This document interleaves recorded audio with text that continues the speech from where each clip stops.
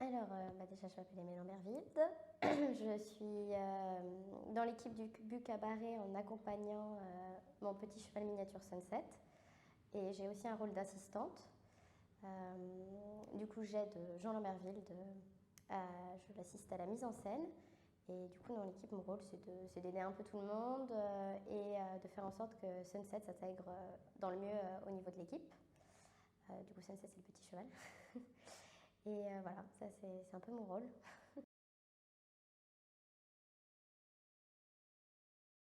Alors, j'ai jamais travaillé sur un cabaret, j'ai jamais vu un vrai cabaret, donc pour moi c'est complètement nouveau. J'ai travaillé une fois sur un semblant, enfin il y avait un peu des airs de cabaret, mais c'était pour un anniversaire d'un théâtre. Et c'est vrai que maintenant qu'on est dans un vrai cabaret, je me rends compte que c'était pas du tout les mêmes codes, la même chose. Mais du coup, en fait, j'attends pas grand chose du cabaret parce que je le connais pas. Je le découvre avec tous nos interprètes, nos performeurs. Et c'est assez impressionnant comment ça change les codes de au moins de ce qu'on connaît dans le théâtre ou même du cirque. C'est encore un autre monde. Mais du coup, je le découvre plus qu'autre chose. J'ai aucune attente du cabaret. Il vient à nous, on va dire. Définition, je suis pas sûre. Je pense que c'est plutôt une idée que j'ai du cabaret. J'ai plutôt une idée d'un spectacle avec beaucoup de musique, de la paillette, des choses très impressionnantes, des choses qui des fois n'ont aucun rapport qui n'ont aucun rapport entre elles, mais qui fonctionnent bien ensemble. Mais ouais, c'est plus une idée qu'autre chose, parce qu'encore une fois, j'ai aucun cabaret, vraiment, je découvre avec cette création, donc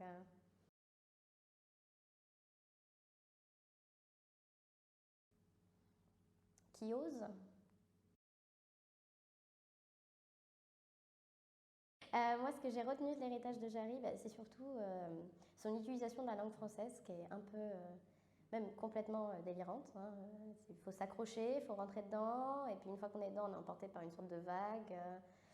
Et puis, disons qu'il osait les choses. C'est quelque chose qu'on ne retrouve pas forcément dans d'autres auteurs. C'est vrai qu'on le lit, au bout d'un moment, on n'a même plus la force d'être choqué par des choses, parce que tout devient choquant et ça devient une sorte de ça devient très normal et au final ça fait un peu de bien parce que du coup ça change vraiment, on enlève les faux-dits et tout vraiment est exposé à nu. Mais c'est vrai que Jarry, moi quand je le lis ça me fatigue, je suis fatiguée. C'est une expérience et faut la vivre pour la comprendre je pense. Mais Jarry plus qu'autre chose, moi ça me fatigue.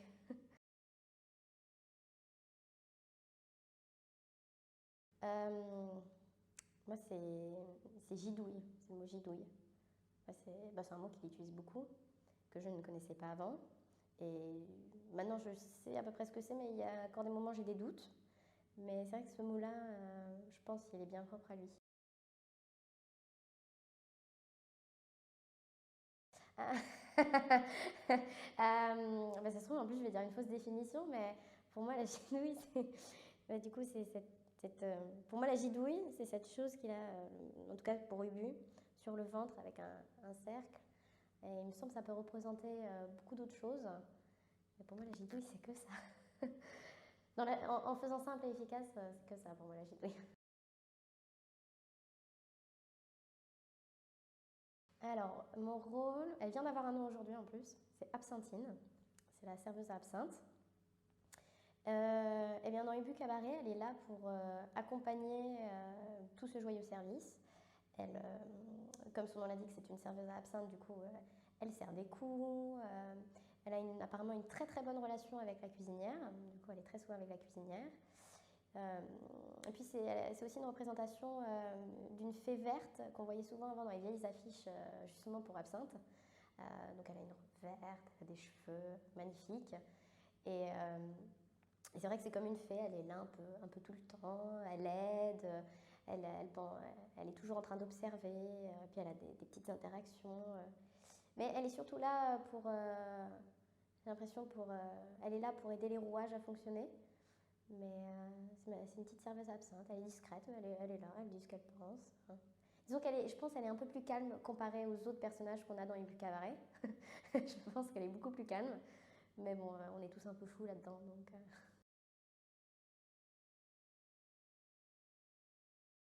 Déjà, découvrir le cabaret, parce que, encore une fois, c'est un nouvel univers. Je trouve que c'est toujours intéressant. Apprendre du coup forcément une nouvelle grammaire. Et c'est vrai que vu que j'ai mon petit cheval qui est dans cette histoire, moi ça m'apporte toujours de nouvelles expériences personnellement de confronter mon dressage et mon approche avec mes chevaux à un milieu qui est complètement déjanté, où on ose, où on y va, et voir en fait que mon dressage paye et que ça suit et que mon petit cheval arrive à s'adapter à une situation comme ça, c'est peut-être ce que j'espère le plus en tirer, ou alors s'il n'arrive pas à s'adapter, comment je peux régler ça pour qu'il s'adapte. Moi, c'est plus du coup le côté avec mon petit cheval que j'en tirerais, plus que personnellement.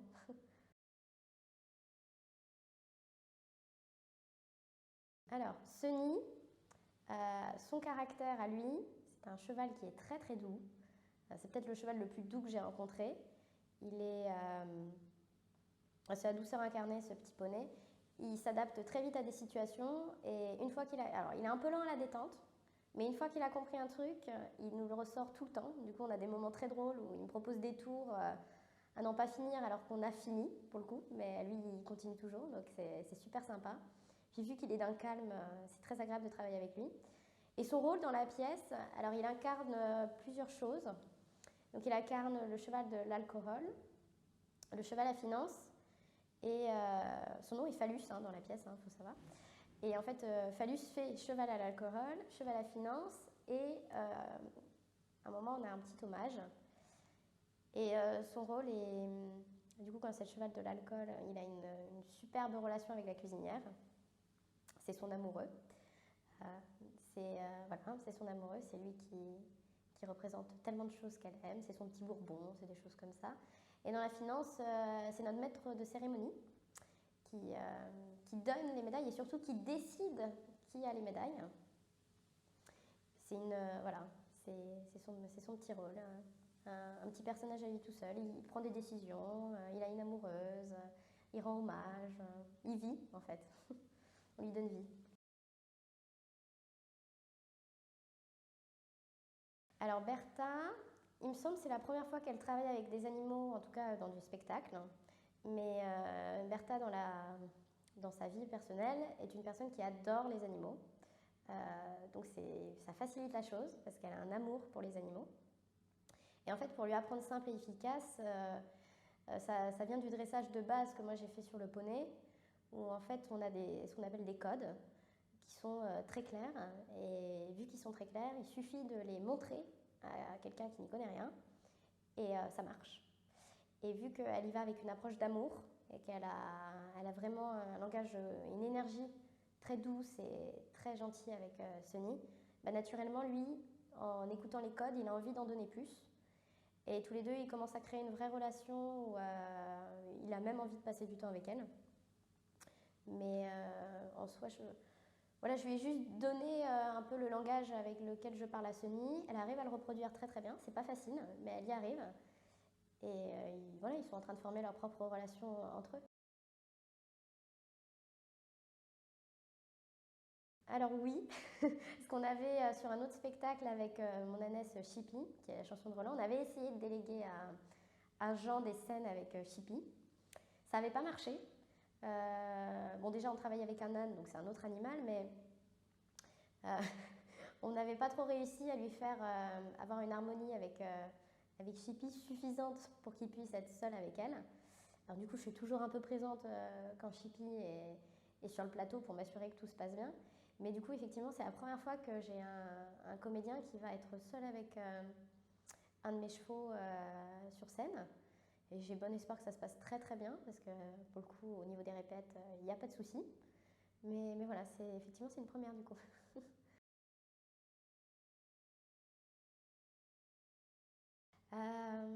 Moi, une créature, ça vient de l'imaginaire, d'abord. Une créature, c'est quelque chose qui naît de l'imaginaire et qui peut, si on lui donne les moyens, devenir quelque chose de matériel. C'est quelque chose qui peut faire peur, qui peut faire rire, qui peut être quelque chose qui apporte du bien. Ça peut être un croisement entre plusieurs choses. C'est ma définition. Je pense que c'est juste de l'imaginaire, une créature.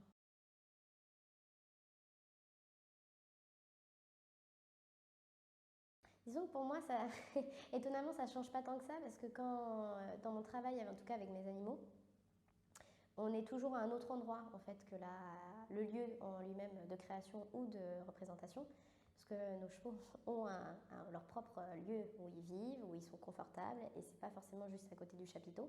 Alors en soi, ça change pas grand-chose dans mon fonctionnement, parce que limite c'est plus simple qu'un théâtre, parce qu'un théâtre, faut les faire monter dans des monts de charge, donc déjà on se simplifie la vie. Euh, mais si on parle que de moi en tant qu'interprète, c'est ma première fois dans un chapiteau. Et pour l'instant, ça se passe plutôt bien. C'est même agréable. On a plus un côté, c'est la maison qu'on déplace, plutôt qu'on arrive dans la maison des autres pour présenter quelque chose. Donc c'est assez agréable. Les challenges, d'un côté personnel, c'est peut-être plus toute l'organisation qu'on a autour pour pouvoir vivre confortablement et bien manger, et ce genre de choses. Mais ça, c'est de l'organisation.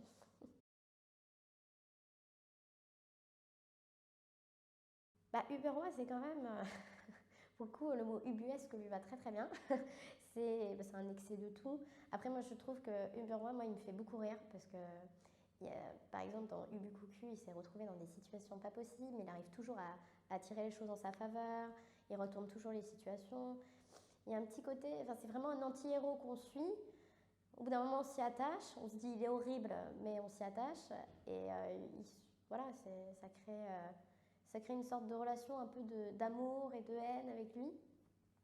Et 100 ans après, je trouve qu'il est toujours très d'actualité. Il fonctionne toujours autant. J'ai l'impression que même peut-être 200 ans après, il ira toujours aussi bien. Le bureau, je pense, ne vieillira pas avec le temps. Il sera toujours là pour nous. Eh ben, c'est son héritage. Voilà, maintenant il est mort, qu'est-ce qu'il laisse derrière? Apparemment beaucoup de merde, hein, parce qu'il a bien foutu la merde. Mais c'est son héritage, c'est les leçons qu'on tire de lui. Voilà, qu'est-ce qui se passe maintenant que le roi est mort? C'est aussi une question comme ça. Mais au final, est-ce qu'il est vraiment mort, hein? Parce que du coup, il est toujours avec nous, un peu dans nos cœurs, dans nos pensées. Donc, ouais, moi je pense qu'il mourra réellement jamais. Son corps est parti, mais son esprit est encore là.